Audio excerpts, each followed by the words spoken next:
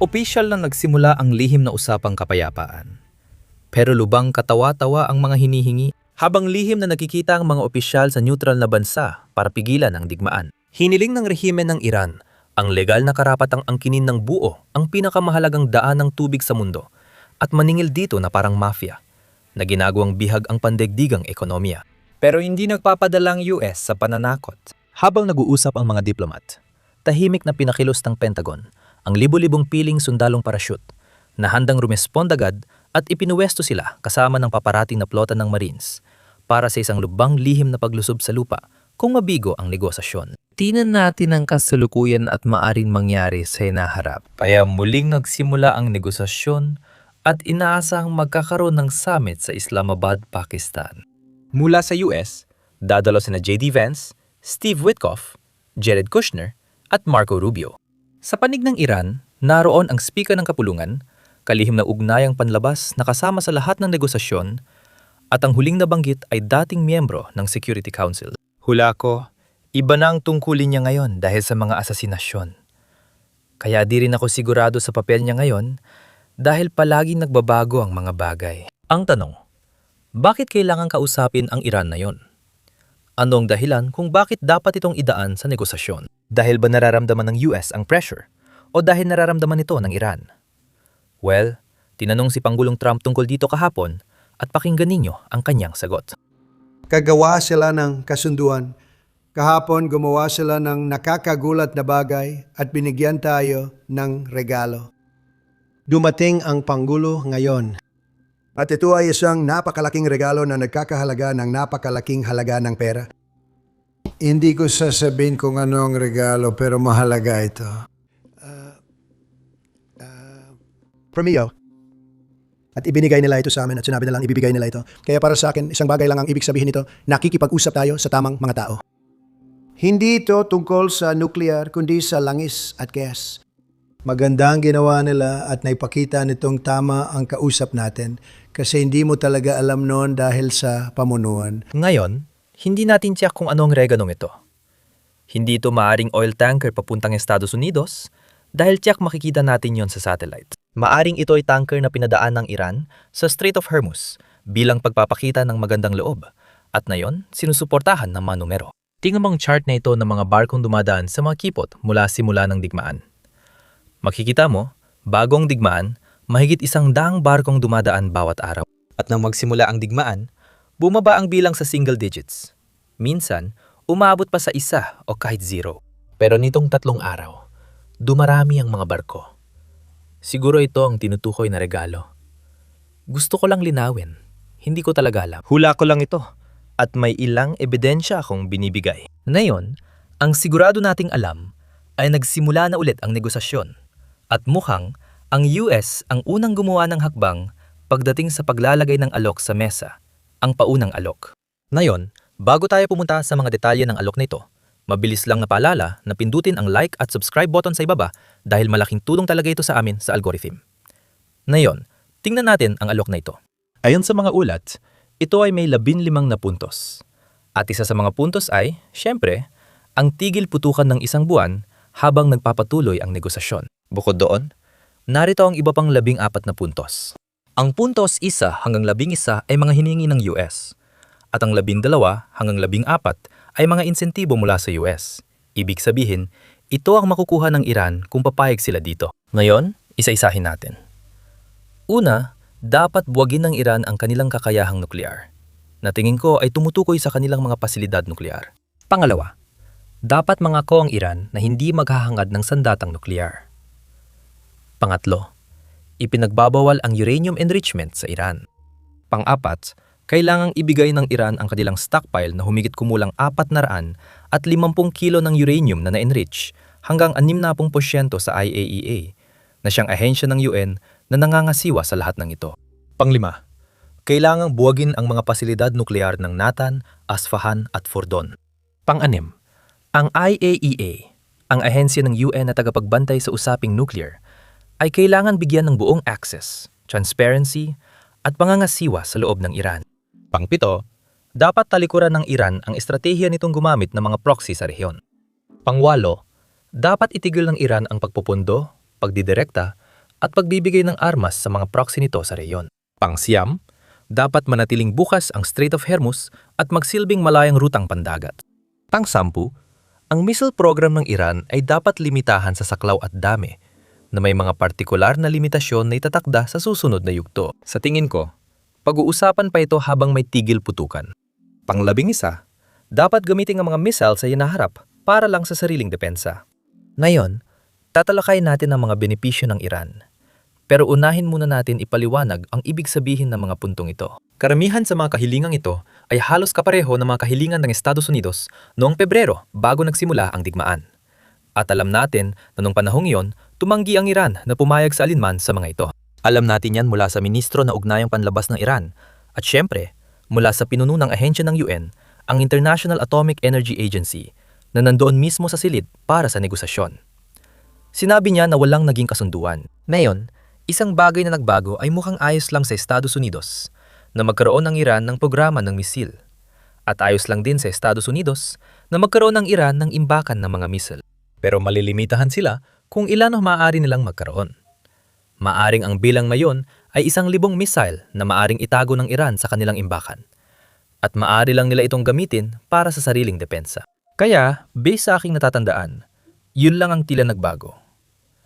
Ngayon, tingnan natin kung ano ang makukuha ng Iran. Ganap na alisin ang lahat ng parusang ipinataw ng pandaigdigang komunidad sa Iran. Tutulungan ng US ang Iran na paunlarin ang sibilyang programang nuklear nito, kabilang ang pagliha ng kuryente sa plantang nuklear ng Bushehr. Ang tinatawag na snapback mechanism na nagpapahintulot sa otomatikong muling pagpataw ng mga parusa kung hindi susunod ang Iran ay aalisin. Hindi ito bagong insentibo. Inaalok na ito ng US bago pa magsimula ang digmaan at hanggang ngayon ay inaalok pa rin nila. Kaya kung hingin mo ang tapat kong opinyon, napakababa ng posibilidad na tanggapin ito ng Iran. Pero dito natin kailangang tandaan, ito ang panimulang alok sa negosasyon at ito mismo ang dahilan kung bakit makikita ang mga tao para malaman kung ano talaga ang sasang-ayunan ng Iran at kung ano rin ang sasang-ayunan ng US. Ngayon, kahit ano pang narinig mo sa Twitter o sa iba pang social media na ginagamit mo para makakuha ng balita, nakikipagnegosasyon at tumutugon talaga ang Iran sa alok na ito. Hindi sila pumapayag, pero sumasagot sila. Ayon sa New York Times, may komunikasyon ng Tehran sa Washington kahit itinatanggi ng Iran ang negosasyon. Mahalaga ring tandaan ito mga kaibigan. Nasabi na natin ito dati at patuloy pa rin naniniwala ang mga tao. Hindi sinasabi ng Iranian media o opisyal ng Iran sa publiko na nakikipagnegosasyon sila sa Estados Unidos. Kapag sinabi nila ito sa publiko, bababa lalo ang presyo ng langis at mababawasan ang kalamangan ng Iran sa negosasyon ng mas magandang kasunduan. Kapag tumaas ang presyo ng langis, mas malaki ang tsansang makuha ng Iran ang gusto nila. Kaya kahit na naghahanda silang pumirma ng anumang kasunduan sa hinaharap, hindi pa yon ang mahalaga ngayon. Pero sabihin na lang natin na sa hinaharap ay maghahanda silang pumirma ng anumang kasunduan. Ayaw nilang sabihing handa na silang pumirma dahil ayaw nilang bumaba ng husto ang presyo ng langis. Ito ang dahilan kung bakit tinatanggi ng Iranian media na nakikipagnegosasyon ng Iran. Dahil nais nilang itanggi ito hanggang sa huli. Sa kabila nito, iniulat ng Wall Street Journal ang mga hinihingi ng Iran bago magsimula ang negosasyon. Kaya, ito ay parang panimulang alok ng Iran. Patuloy nilang hinihiling ang pagsasara ng lahat ng base militar ng Amerika sa Gulpo at bayad pinsala sa mga pag-atake sa infrastruktura ng Iran. Bukod pa dyan, at ito marahil ang pinakanakakagulat, nais ng Iran na magpatupad ng bagong legal na balangkas sa Strait of Hormuz. Ibig sabihin, gusto ng Iran na maningil ng bayad mula sa mga barkong dumadaan sa daan ng tubig na iyon. Gaya ng ginagawa ng Ehipto sa Suez Canal at Panama sa Panama Canal. Ang malaking pagkakaiba ay parehong kanal ang mga iyon at talagang gumagastos ang mga bansa para mapanatili ito. Bukod pa ron, itinayo ang mga iyon sa teritoryo ng Panama o Ehipto. Hindi ganyan ang Strait of Hormuz. Ito ay internasyonal na daanan ng tubig. Kaya, ito ay isang bagay na malamang na hindi kailanman sasang-ayunan ng US. Isa ito sa mga nakikita kong dahilan na maaring magpadala ng ground troops kung hindi uurong ang Iran. Pero mahalagang tandaan na parang panimulang kahilingan lang ito ng Iran. Kasama sa hinihiling ng Iran ang garantiya na hindi titigil ang digmaan, ang pagtigil ng pag-atake ng Israel sa Hezbollah, at ang pag-alis ng lahat ng sanksyon. Matagal na nilang gusto yan.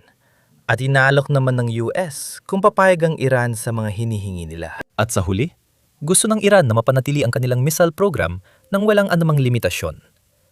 Ayaw nilang malimitahan ng layo o dami ng mga missile na maaari nilang taglayin. Ibig sabihin, ayon sa ulat, parang hindi nagbago ang mga hinihingi na magkabilang panig. Parehong naghahain ng mga hinihingi ang dalawang panig na ipinapalagay na sila ang nananalo.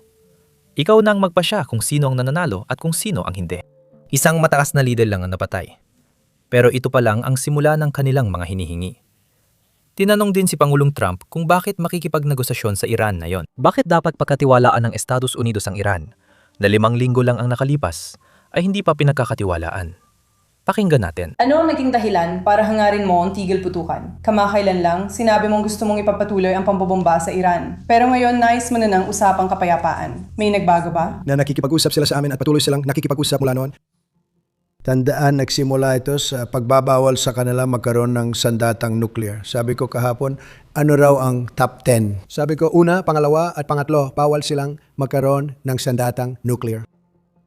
Hindi sila magkakaroon ng nuclear na sandata at pinag-uusapan natin ito.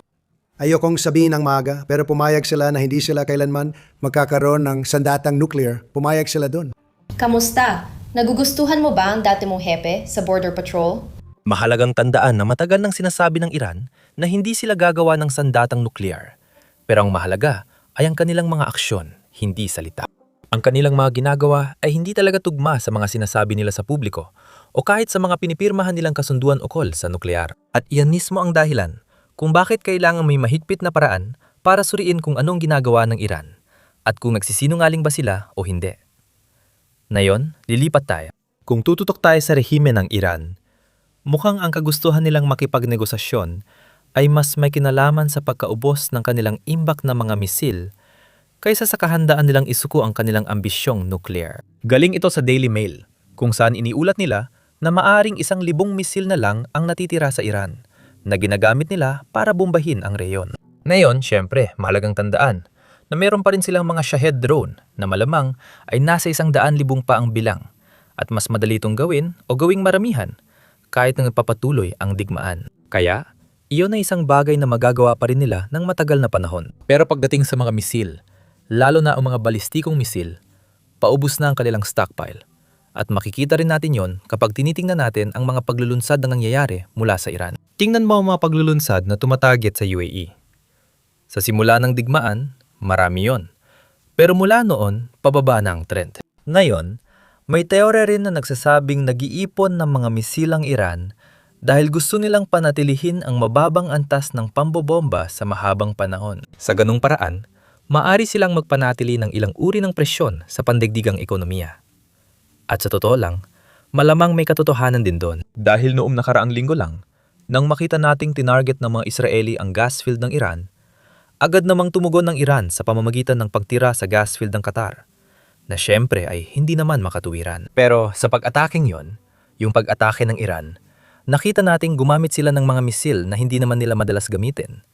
At nakita rin nating dinagdagan nila ang bilang ng mga misil na ginamit nila sa pag-ataking yon. Malaki ang posibilidad na may mga plano sa likod ng desisyon ng pamunuan ng Iran na panatiliing mababa ang pambobomba. Sa ganung paraan, makakatugon tayo kung sakaling may mangyaring paglalasay na harap. Isang panganib ng estratehiyang ito ay baka mawalan sila ng mga misil habang nakaimbak lang ang mga ito sa mga missile city o bunkers sa ilalim ng lupa. Kung matagpuan ng mga jet ng Israel o ng Amerika, kung saan eksaktong nakatago ang mga launcher ng misil o ang mga misil, sisirain nila ito bago pa magamit ng Iran. Iyan ang kinaharap ng Iran mula simula ng digmaan dahil kontrolado halos ng mga jet ng Amerika ang kanilang himpapawid. Sa kabila nito, tila handang mangako ang Iranian State TV ng mga bagay na di kayang tuparin ng militar ng Iran dahil sa takot. Kahapon, nagbanta ang State TV ng Iran sa UAE at Bahrain ng tuluyang pananakop. Seryoso ako, hindi ito biro. Pakinggan mo mismo.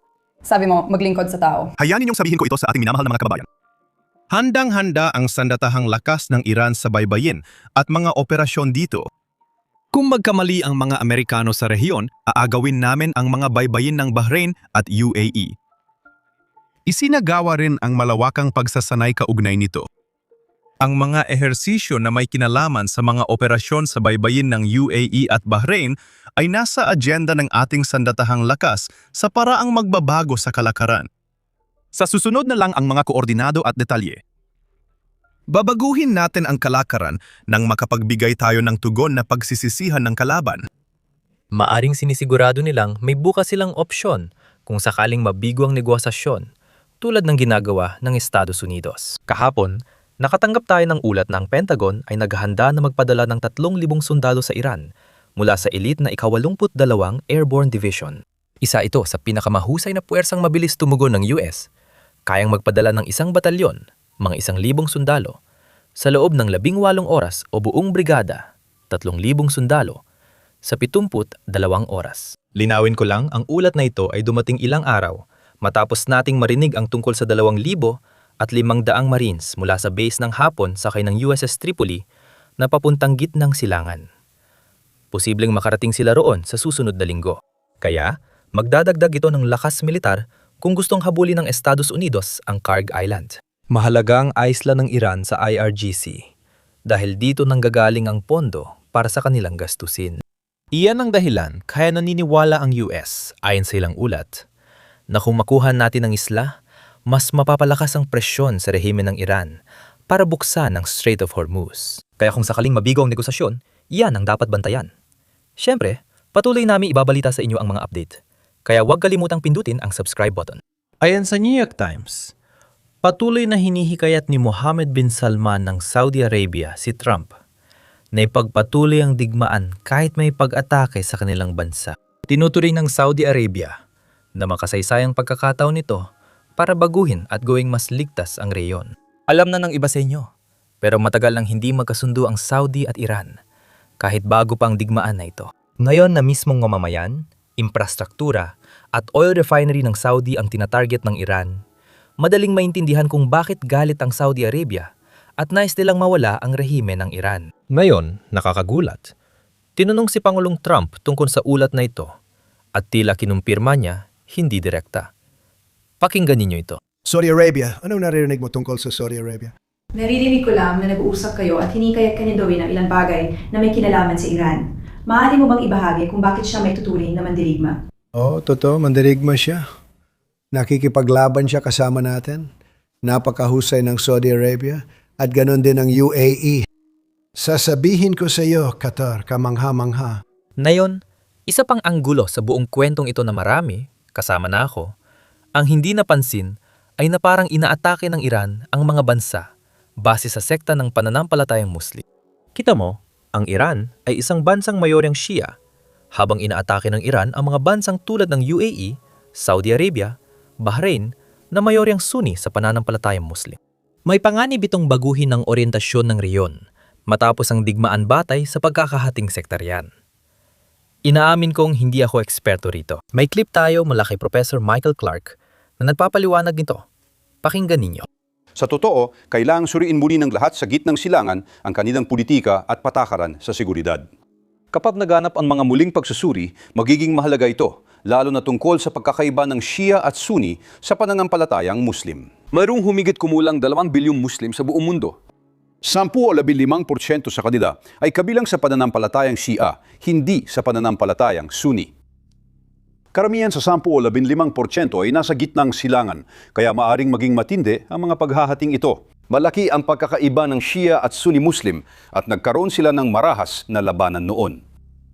Kapag inisip po ito sa ganitong paraan, ang Iran ay parang blok ng pinuno ng pananampalatayang Shia at ang Saudi Arabia naman ang pinuno ng pananampalatayang Sunni at ang mga ito ay magkatunggaling mga lipunan sa halos lahat ng aspeto ng salita. Mukhang dramatiko kapag tiningnan bilang mga blok ng bansa. Pero kung isipin natin ito base sa populasyon, kung saan nakatira ang mga tao, medyo iba ang itsura nito. Dahil sa Saudi Arabia, mas kalat ang populasyon. Sa Iran naman, mas siksik ang populasyon. Ang grupong Shia sa gitnang silangan ay mas marami sa bandang Yemen, ilang tao sa Turkey at kakaunti sa ibang lugar. At ang ganitong uri ng pattern ay magiging isa sa mga dahilan ng bagong politika sa buong rehiyon na unti-unting mabubuo kapag natapos na ang digmaan na ito balang araw.